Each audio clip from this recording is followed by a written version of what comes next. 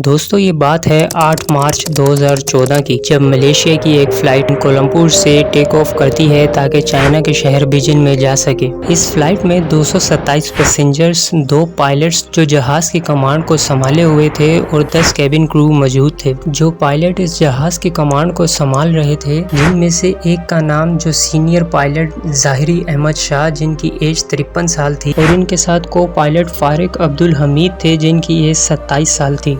दोस्तों मलेशिया की ये फ्लाइट टेक ऑफ तो करती है मगर अपना आधा रास्ता भी पूरा नहीं करती और बीच में ही ये जहाज रात के 1:21 पर गायब हो जाता है। इस फ्लाइट का यूं अचानक ऐसे गायब हो जाना सोशल मीडिया और न्यूज चैनल पर हलचल मचा देता है और ये दुनिया की सबसे बड़ी न्यूज बन जाती है कि मलेशिया की एक फ्लाइट अचानक डिसअपेयर हो गई है। Breaking news tonight, a Malaysia Airlines flight MH370 disappeared en route to Beijing. तो हेलो दोस्तों, welcome back to my channel art informative videos. दोस्तों ये फ्लाइट जिसकी आज हम इस वीडियो में बात कर रहे हैं, ये बिल्कुल एक नॉर्मल फ्लाइट थी जो मलेशिया से चाइना जाती थी, जिसमें इस फ्लाइट को बस 5 घंटे और कुछ मिनट लगते थे मलेशिया से चाइना पहुंचने में। दोस्तों 8 मार्च 2014 को ये फ्लाइट रात को 1:42 पर बिल्कुल नॉर्मल आम रूटीन की तरह कोलंबोर से बीजिंग जाने के लिए ये फ्लाइट टेक ऑफ करती है और फ्लाइट अपनी डायरेक्शन साउथ चाइना की तरफ कर लेती है।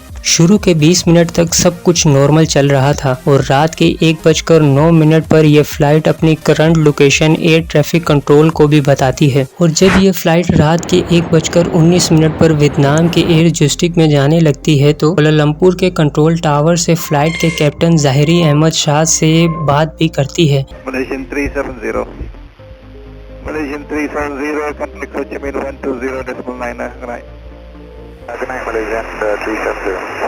सब कुछ रूटीन की तरह नॉर्मल चल रहा था मगर किसी को इस बात का अंदाज़ा नहीं था कि ये उन लोगों की आखिरी बार बात हो रही है। इसके बाद उन लोगों के साथ क्या होने वाला है ये ना किसी ने सोचा था और ना ही किसी को अंदाज़ा था कि इस फ्लाइट के साथ क्या होने वाला है। अपने गुड नाइट मैसेज के ठीक 3 मिनट बाद रात के 1:21 पर यह फ्लाइट गायब हो जाती है। ऐसे अचानक इस फ्लाइट का गायब हो जाना वियतनाम के कंट्रोल टावर को एकदम हैरान कर देता है और एयर ट्रैफिक कंट्रोल वाले फ्लाइट के कैप्टन से कांटेक्ट करने की कोशिश करते हैं मगर इस फ्लाइट से कोई कांटेक्ट नहीं हो पाता और इस सिचुएशन को देखकर कंट्रोल टावर वाले थोड़ा सा परेशान हो जाते हैं और सोच में पड़ जाते हैं कि आखिर ये फ्लाइट अचानक यूं गायब कैसे हो गई और बार बार इस फ्लाइट से कांटेक्ट करने की कोशिश करते हैं मगर उनको कोई भी जवाब नहीं मिलता। तो वियतनाम कंट्रोल टावर वाले कोलंबोर को इन्फॉर्म कर देते हैं कि आपकी फ्लाइट अचानक गायब हो गई है। अब ऐसी सिचुएशन में मोस्टली 1 घंटे के अंदर ही रेस्क्यू कोऑर्डिनेशन सेंटर को इन्फॉर्म किया जाता है ताकि उनको सारी सिचुएशन बताई जा सके और इस फ्लाइट को तलाश किया जा सके। मगर कोलंबोर कंट्रोल टावर वालों ने 4 घंटे बाद रेस्क्यू कोऑर्डिनेशन सेंटर को इन्फॉर्म करके बताया कि फ्लाइट अचानक गायब हो चुकी है। अब सुबह के 6:32 हो रहे थे। ये वो टाइम था जब फ्लाइट्स को अपने पैसेंजर्स के साथ बीजिंग में लैंड कर जाना था मगर अभी तक इस फ्लाइट का किसी को कुछ पता नहीं था कि ये फ्लाइट कहाँ है। इसके बाद एक इमरजेंसी सर्च ऑपरेशन बुलाया गया ताकि इस फ्लाइट को तलाश किया जा सके। क्योंकि ये जहाज साउथ चाइना सी और वियतनाम से गायब हुआ था तो वहाँ पर इस जहाज को ढूंढना शुरू कर दिया गया। इस जहाज को ढूंढने के लिए 34 शिप्स और 28 एयरक्राफ्ट्स का इस्तेमाल किया गया था और पूरे 4 दिन तक ये सर्च ऑपरेशन चलता रहा मगर ये जहाज ऐसे गायब हुआ था कि किसी को इसका नामो निशान तक नहीं मिला। और ये एक बड़ी न्यूज बन गई थी कि मलेशिया फ्लाइट अचानक डिसअपेयर हो गई है। इस सर्च ऑपरेशन के चौथे दिन एक न्यूज मिलती है कि फ्लाइट सिविलियन रडार से गायब होने के बाद उस रात 2:22 पर एक मिलिट्री रडार ने इस फ्लाइट को स्पॉट किया था मगर इस जहाज की डायरेक्शन बीजिंग की तरफ नहीं बल्कि उसके ऑपोजिट डायरेक्शन मलगा स्टेट की तरफ जा रहा था। और मिलिट्री रडार के अकॉर्डिंग आखिरी बार इस जहाज को इंडियन ओशन की तरफ जाते हुए देखा गया था और फिर इसके बाद ये फ्लाइट इनकी रडार से बाहर हो गई थी। ये न्यूज सुनते ही कंट्रोल टावर वाले लोग बहुत ज्यादा ज़्यादा परेशान हो गए थे कि जहाज़ अपनी डायरेक्शन बीजिंग जाने के बजाय ऑपोजिट डायरेक्शन पर क्यों जाने लग गया था। और फिर इस फ्लाइट को इंडियन ओशन की तरफ तलाश करना स्टार्ट कर दिया गया। और कुछ दिन इस जहाज़ को ढूंढने के बाद एक और न्यूज़ सामने आई कि ये जहाज़ मिलिट्री रडार से गायब होने के बाद ये फ्लाइट एक सैटेलाइट से कांटेक्ट करने की कोशिश कर रही थी।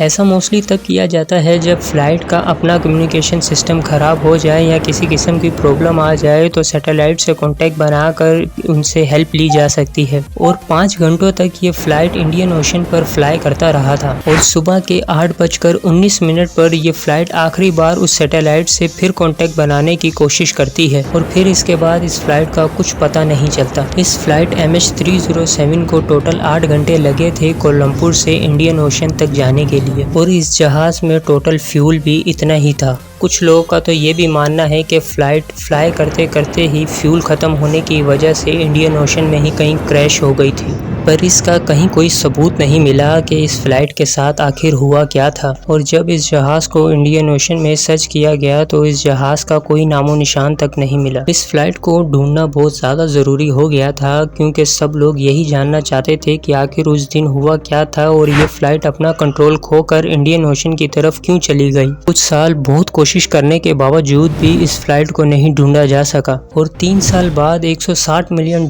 पैसे खर्च करने के बाद इस डीप सी ऑपरेशन को फाइनली बंद करना पड़ा क्योंकि ये जहाज नहीं मिल रहा था। और इसके बाद 2015 को रियूनियन आइलैंड के बीच पर इस जहाज का एक छोटा सा टुकड़ा मिलता है। ये फ्लाइट MH370 का राइट साइड का विंग्स का फेप्ट्रोन था। इसके बाद इस जहाज को ढूंढने के लिए 2018 में फिर से डीप सर्च ऑपरेशन स्टार्ट किया गया और फिर कुछ महीनों की कोशिश करने के बावजूद भी इस जहाज को नहीं ढूंढा जा सका। जब बहुत साल इस जहाज को ढूंढने के बावजूद भी हाथ में कुछ नहीं आया तो बहुत सारे लोग अपनी अपनी राय पेश करने लगे और अपनी तरह से इन्वेस्टिगेशन करने लगे कि आखिर इस जहाज के साथ हुआ क्या था। कुछ लोग तो ये भी कहते हैं कि जहाज को हाईजैक कर लिया गया था और इंडियन ओशन की तरफ ले जाने को कहा गया था। और कुछ लोग कहने लगे कि जहाज के कैप्टन अपनी फैमिली की वजह से मेंटली डिस्टर्ब थे जिसकी वजह से वो सुसाइड करना चाहते थे, इसलिए उन्होंने फ्लाइट को इंडियन ओशन की तरफ मोड़ दिया था ताकि समुद्र पे ले जाकर इस जहाज को क्रैश कर दिया जाए। मगर ये सच नहीं है क्योंकि जब उनकी करियर हिस्ट्री और रिकॉर्ड्स को चेक किया गया तो वो बहुत ही एक्सपीरियंस पायलट थे और उनका रिकॉर्ड्स भी बहुत ज़्यादा अच्छा था और ना ही उनकी फैमिली में कोई ऐसी प्रॉब्लम थी जिसकी वजह से वो सुसाइड करते। इसके बाद कुछ लोग ये कहने लगे कि फ्लाइट्स में कुछ टेक्निकल इश्यूज की वजह से ऑक्सीजन में प्रॉब्लम हो गई थी जिसकी वजह से सब लोग बेहोश हो चुके थे और जहाज ऑटो मोड से खुद ही चल रहा था जब तक इसका फ्यूल ख़त्म नहीं हो गया। और जब इस जहाज़ का फ्यूल ख़त्म हो गया तो ये इंडियन ओशन में ही जहाज़ क्रैश हो गया। मगर दोस्तों आज तक इस फ्लाइट का और इस फ्लाइट में बैठे पैसेंजर्स का कुछ पता नहीं चल सका। और दोस्तों Feb 22 को एक बार फिर से इस फ्लाइट के बारे में सुनने को मिलता है। एक रिटायर्ड एरोस्पेस इंजीनियर जिसका नाम रिचर्ड गॉडफ्रे है, जिनका कहना है कि उन्होंने इस फ्लाइट MH370 को ट्रैक कर लिया है। उन्होंने रेडियो वेव्स टेक्नोलॉजी का इस्तेमाल करके इस जहाज की एग्जैक्ट लोकेशन का पता लगा लिया है और इनके अकॉर्डिंग ये flight exactly 7th arc Indian ocean के 4000 मीटर समुद्र की गहराई में पड़ा हुआ है। तो दोस्तों आई होप ये वीडियो आपको पसंद आई होगी। वीडियो अच्छी लगी हो तो लाइक कर दें, इस चैनल को सब्सक्राइब कर दें और कमेंट करके अपनी फीडबैक ज़रूर दिएगा। आपकी फीडबैक का इंतज़ार रहेगा। मिलते हैं अगली वीडियो में, तब तक के लिए bye and thank you so much for watching this video.